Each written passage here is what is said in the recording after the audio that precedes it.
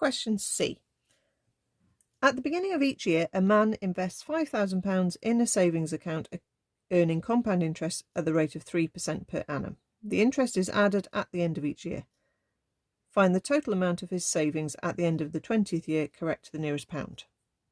Okay, this is maybe going to catch you out. Okay. If you had just thought it was a simple compound interest question, okay, where you're putting £5,000 in, 3% a year, how much have you got at the end of the 20th year? You haven't read the question properly. Because it says at the beginning of each year. So not only does the person put £5,000 in at the start, they put £5,000 in each year. So each lump of £5,000 is going to be earning interest for the remaining years it's in the account.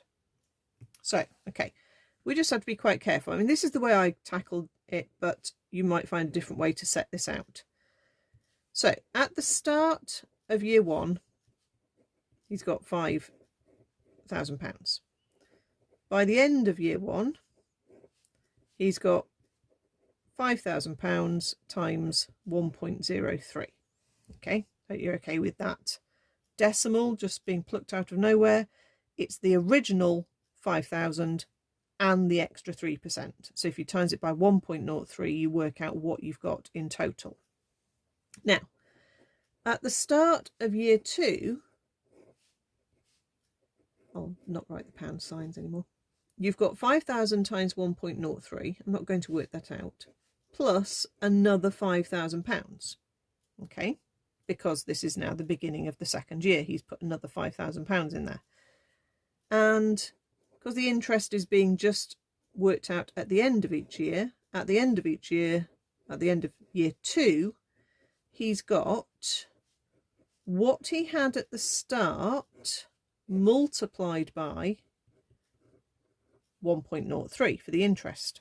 So if I times that bracket out, I've now got 5,000 times 1.03 squared plus 5,000 times 1.03 once. So I could write out for year three, but it would be exactly the same process.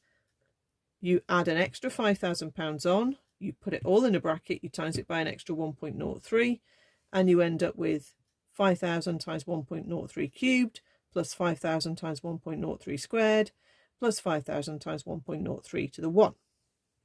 So let's just jump to the end of year 20, where the person will have 5,000 times 1.03 to the 20 plus 5,000 times 1.03 to the 19. I'm obviously not going to write it all out. Plus ...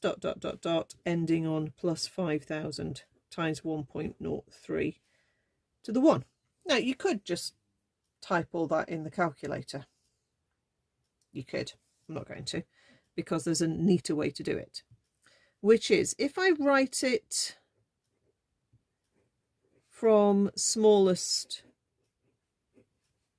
to largest, what we've got is 5,000 times 1.03 to the 1, 5,000 times 1.03 squared, all the way up to 5,000 times 1.03 to the 20, which is the 20th term. There's going to be 20 terms there, just because there was one term in year one, there were 2 terms in year 2. So therefore we know there's 20 terms. And this is now a GP. Well, you're probably thinking, what sort of sequence is it going to be? 5,000 times 1.03 is A. Okay, so the timesing factor is another 1.03. Okay, so the sum, so we want the total amount, not how much, you know, in a particular year. We want the total, which is all of these added up. The sum after 20 years, go back to our GP sum of n terms formula, And we've got 5,000 times 1.03 as A, times by 1 minus 1.03 to the 20, all over 1 minus 1.03, which, when you work it out, gives you, to the nearest pound, 138,382. And that sounds enormous, but actually, if you put £5,000 in for 20 years without any interest, it's 100,000. So basically we've got the interest on top of that. Okay, so that's how it works. It's maybe more complicated than you thought, that one.